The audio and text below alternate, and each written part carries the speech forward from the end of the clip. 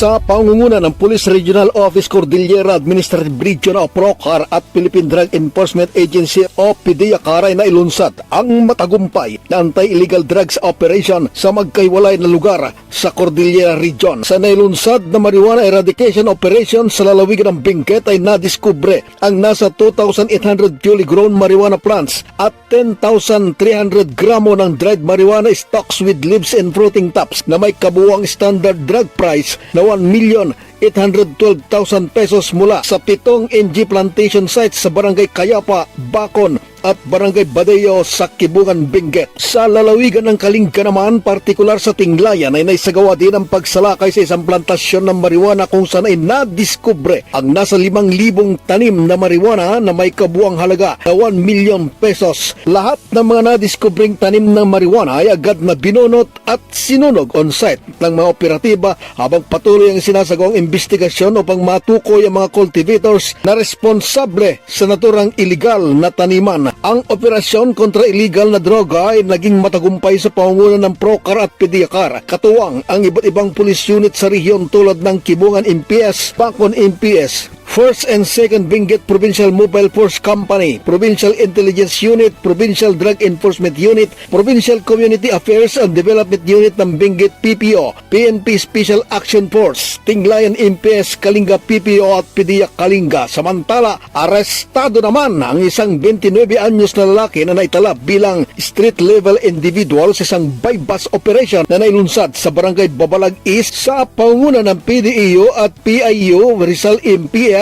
at 1st Kalinga Police Mobile Force Company. Inaresto ang suspect matapos magbenta ng isang sachet ng allegedly ay shabu tumitimbang ng 0.8 gramo kung saan nagkakahalaga naman ng 5,440 pesos. Naharap ang suspect sa paglabag ng Republic Act bilang 91650 Conference Dangerous Drug Act of 2002. Fred Rulyuda para sa mata ng Agila, Northern Luzon, matatag, matapang, matapat.